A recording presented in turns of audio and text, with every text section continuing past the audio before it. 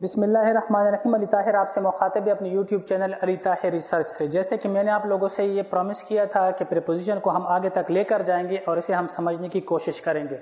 Preposition के बारे में लेक्चर नंबर 1 जो है वो कल मैं अपलोड कर चुका हूँ और आप मेरी प्लेलिस्ट प्रीपोजिशन की जो लिस्ट है उसमें आप देख सकते हैं।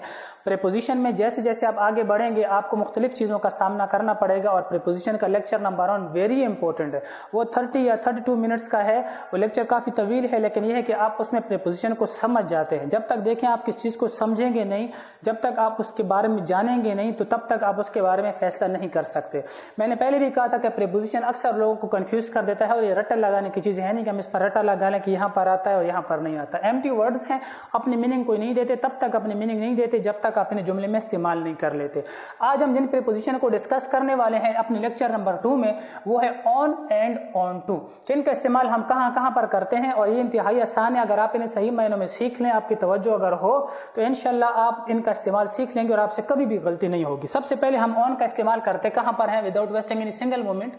तो ऑन का इस्तेमाल हम सबसे पहले देखें करते हैं डेज के साथ और डेट के साथ करते हैं। अच्छा, डेज और डेट ये दोनों सेम चीजें हैं। इस तरह है जैसे कि एक लड़का है यानी एक स्टूडेंट है, उसका एक नाम होता है और एक इसका रोल नंबर होता है। ठीक है, कॉलेज में उसे लोग रोल नंबर से पहचानते हैं और घर में लोग उसे नाम से जानते हैं। कॉलेज में अगर आप किसी को जाकर कहें कि रोल नंबर XYZ, ठीक है, फॉर एग्जाम्पल रोल नंबर 7, तो एक लड़का उठकर खड़ा हो जाएगा तो टीचर से पूछेगा बेटा आपका क्या नाम है। यानी उसे वहां पर टीचर बड़े कम लोग होते हैं जो उसे नाम से जानते हैं, रोल नंबर से लोग जानते हैं। घर में जो होता है उस लड़के को लोग किस नाम से पहचानते हैं? अपने नाम से पहचानते हैं, रोल नंबर से नहीं पहचानते। तो ये डे और डेट जो है ये भी इसी तरह है। बात चीजों को हम दिनों से पहचानते हैं और बात चीजों को हम डेट से पहचानते हैं। तो इसी वजह से ये दोनों सेम चीजें हैं। दोनों के साथ जो है ऑन का इस्तेमाल होता है, जैसे कि ऑन मंडे और ऑन फ्राइडे एटसेट्रा। ठीक है, कोई भी दिन हो आप उसके साथ ऑन लगा सकते हैं। डेट इस तरह जो है ना, आप डेट ऑन 6 अप्रैल, ठीक है, या ऑन अप्रैल 6, चाहे जिस तरीके से भी हो, लेकिन ये ऑन याद रखना कि इसके साथ लगा है। मैं ऊपर वजाहत इसकी कर चुका हूं कि डेज और डेट सेम होते हैं। ठीक है, तो ये जो ऑन है ये अप्रैल के साथ नहीं बल्कि 6 जो नंबर है ना इसके लिए लगा है। ये दिन जो है ये नंबर बता रहा है। ठीक है, यानी मंडे को कौन सी तारीख थी वो ये बता रहा है आपको। तो ये जो ऑन का इस्तेमाल हुआ यहाँ पर 6 के लिए इस्तेमाल हुआ, इसका जहन में रख लेना। इसके अलावा ऑन कहाँ पर इस्तेमाल होता है? ओकेजन्स के लिए इस्तेमाल होता है, या ओकेजन्स को इवेंट्स भी कहते हैं, इवेंट्स में भी इस्तेमाल होता है। For example on my birthday, on my birthday ये एक इवेंट है। ठीक है, ऑन द पाकिस्तान डे ये भी एक इवेंट है। ऑन द पाकिस्तान डे ये भी एक इवेंट है, यहां पर भी इस्तेमाल होता है। On their wedding ceremony, wedding anniversary, यहां पर भी इस्तेमाल होता है। ऑन पिकनिक इसमें भी इस्तेमाल होता है, और पिकनिक के अलावा ऑन जर्नी, ऑन टूर इसमें भी इस्तेमाल होता है। क्वेश्चन यहां पर ये पैदा होता है कि हम यहां पर जो ऑन को डिफाइन कर रहे हैं तो वो एज अ टाइम डिफाइन कर रहे हैं। ठीक है, टाइम। अब यहां पर हमारे पास जो ऑन पिकनिक है तो ये तो हमारे पास टाइम नहीं है। बात ऐसी है कि जो पिकनिक है ये हमारे पास ना तो स्पॉट है और इसके अलावा ना हमारी डेस्टिनेशन है कि हम यहाँ पर जो है ना प्रीपोजिशन को चेंज करें। हमेशा याद रखें जो पिकनिक है ये आपके पास कोई स्पॉट या सरफेस नहीं होती, ये हमारे पास एक प्लेस होती है, लेकिन हम उस प्लेस को अननोन करते हैं। और ऑन टूर, ऑन जर्नी, ये जितनी भी चीजें हैं ये इन सब के साथ ऑन का इस्तेमाल होगा। On picnic, on journey, on tour, इन तमाम चीजों के साथ ऑन का इस्तेमाल होगा। अब हम ऑन एंड ऑन टू का प्रॉपर इस्तेमाल सीखेंगे कि ऑन एंड ऑन टू का प्रॉपर इस्तेमाल होता कहाँ है और कैसे हो सकता है। तो सबसे पहले हम डिस्कस करते हैं ऑन को और फिर उसके साथ ऑन टू को भी हम डिस्कस कर लेते हैं। यहां पर मैं लिख लेता हूं कि ऑन, ठीक है जी, और यहां पर मैं लिख लेता हूं कि ऑन टू। अब देखिए जी ऑन का इस्तेमाल होता कहां है। सबसे पहले ऑन को हम कहते हैं स्टैटिक, और इसके अलावा जिसकी हम डिफिनेशन अखज़ करते हैं the surface is not changed, ये इसकी डिफिनेशन हम करते हैं। ठीक है जी। अब हमारे पास स्टैटिक होता क्या है? बाज़ औक़ात हम स्टैटिक की जो मीनिंग है वो गलत लेते हैं, यानी हम स्टैटिक को कहते हैं कि रुका हुआ है। हालांकि जो स्टैटिक होता है ये अपनी जो सरफेस है वो अपनी सरफेस चेंज नहीं करता, इसके अलावा वो हरकत कर सकता है। मिसाल के तौर पर जैसे पंखा है, पंखे की जो पंखड़ियां हैं जिसे अंग्रेजी में फैन कहते हैं, FIN फैन, तो ये पंखड़ियां जो होती हैं ये हरकत करती हैं, मूविंग करती हैं, सराउंडिंग अपनी कवर करती हैं, घेरती हैं, लेकिन ये अपनी सरफेस चेंज नहीं करती हैं। पंखे के अंदर जो डोल सा लगा होता है जो इन पंखड़ियों को हिलाता है या उसकी वजह से पंखड़ियां हिलती हैं, तो वो अपनी जगह नहीं चेंज करता, अपनी जगह पर स्टैटिक होता है, और जो पंखड़ियां होती है वो मूविंग कर रही होती हैं। तो जो पंखा हमारे पास होता है ये भी हमारे पास स्टैटिक पोजीशन में होता है, और स्टैटिक रेस्ट भी हो सकता है और स्टैटिक मूविंग भी हो सकता है, ये ध्यान में रखें। और रेस्ट जो है ना, रेस्ट जैसे फिजिक्स में डिफाइन किया जाता है, रेस्ट जो रेस्ट है, रेस्ट जो है वो स्टैटिक हो सकता है। रेस्ट का मतलब हरगिज ये नहीं है कि ये चीज बिल्कुल नहीं हिल सकती। रेस्ट का मतलब ये है कि रेस्ट जो है वो हरकत कर भी सकता है, ठीक है, वो स्टैटिक हो सकता है। तो स्टैटिक का मतलब होता है मूविंग, लेकिन ये है कि सरफेस इज नॉट चेंज। इस डिफिनेशन की समझ आपको आ जाएगी आराम आराम से। जैसे कि फॉर एग्जांपल यहां पर मैं एक डायग्राम ड्रॉ करता हूं, और ये मेरे पास इस डायग्राम पर ये मेरे पास बॉल है।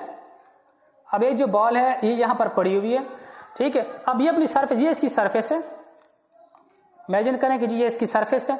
अब ये जो बॉल है यहां पर पड़ी हुई है, ठीक है। जब ये बॉल यहां पर पड़ी हुई है तो ये बॉल तब तक नहीं हरकत करेगी जब तक आप इसे हरकत देंगे नहीं, ठीक है। अगर आप इसे हरकत दे भी दें, जैसे कि मिसाल के तौर पर ये हमारे पास रेस्ट की डिफिनेशन आ गई कि रेस्ट में बिल्कुल हरकत नहीं कर रही है, ठीक है। अगर मिसाल के तौर पर ये बॉल हमारे पास यहां पड़ी हुई है और आप इसे मूवमेंट दे रहे हैं, आप इसे हिला रहे हैं, और ये यहां से आ जाती है बॉल यहां पर, ये बॉल यहां से यहां पर आ जाती है, तो फिर भी हमारे पास क्या होगी? स्टैटिक होगी, क्योंकि ये जो इसकी सरफेस है तो इसने अपनी सरफेस को चेंज नहीं किया है। यहां पर जो सरफेस है इसने यहां पर भी चेंज नहीं किया। अगर आप इसको हिलाएं या ना हिलाएं, यहां कर आप इसको मूवमेंट नहीं देते हैं तो ये हमारे पास प्रॉपर रेस्ट पोजीशन में है जब तक आप इसे हरकत नहीं देंगे। और यहां पर हमारे पास एक बॉल है, अगर बॉल को आपने मूवमेंट दी भी है तो बॉल यहां से यहां आ गई है, लेकिन इसने अपनी सरफेस को नहीं बदला है। तो जहां पर सरफेस चेंज ना हो तो वहां पर हम क्या लगाते हैं? ऑन लगाते हैं। The book is on the table, the book is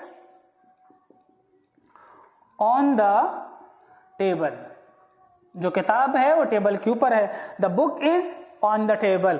अब यहां पर ऑन मेरे पास क्यों लगा? क्योंकि जो किताब मेरे पास पड़ी हुई है वो टेबल के ऊपर पड़ी हुई है, ठीक है। अब किताब को तब तक आप हरकत नहीं दे सकते जब तक आप खुद किताब को मूवमेंट ना दें, ठीक है। किताब अपनी जगह पर पड़ी रहेगी। जब किताब अपनी जगह पर पड़ी है तो वो रेस्ट पोजीशन में है, और मैंने आपको पहले बताया कि रेस्ट जो है वो स्टैटिक हो सकता है।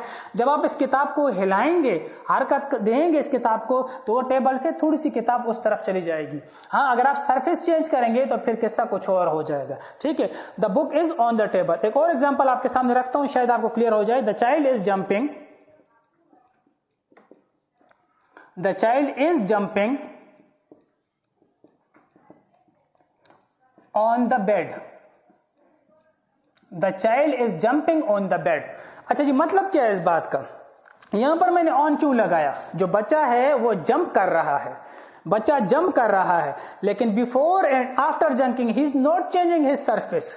Before and after jumping he is not changing his surface, he is in contact with bed, he is in contact, he is in touch with surface. तो यहां पर जो सरफेस है उसके साथ बच्चा जो है वो कॉन्टैक्ट में है, टच में है। जो बेड है, फॉर एग्जांपल ये बेड है, यहां पर अगर बच्चा जंप कर रहा है, वो यहां आता है, यहां आता है, यहां आता है, यहां आता है, लेकिन जब तक वो बेड से नीचे नहीं जाता तो ये बेड की सरफेस है, ठीक है। तो before and after jumping he is in contact with surface, तो यहां पर इस वजह से हमारे पास ऑन ही आएगा। अब यहां पर देखिए बच्चा बाकायदा मूवमेंट कर रहा है, हरकत कर रहा है, ऊपर नीचे हो रहा है, लेकिन फिर भी हम यहां पर ऑन लगाएंगे। अच्छा, जो ऑन टू के बारे में कहते हैं कि ये हमारे पास क्या होता है? ये हमारे पास डायनामिक होता है। अब डायनामिक लाजिम बात है, इसका मतलब होता है मुतहरिक, हरकत करने वाला, ठीक है। तो यहां पर एक मैं शॉर्ट मिसाल देकर इसका भी किस्सा खत्म कर लेता हूं कि फॉर एग्जांपल यहां पर मेरे पास एक बॉल है, ठीक है, ये मेरे पास एक अलग सरफेस है, ये मेरे पास एक अलग सरफेस है, और ये मेरे पास एक अलग सरफेस है। ये मेरे पास 3 बॉल हैं।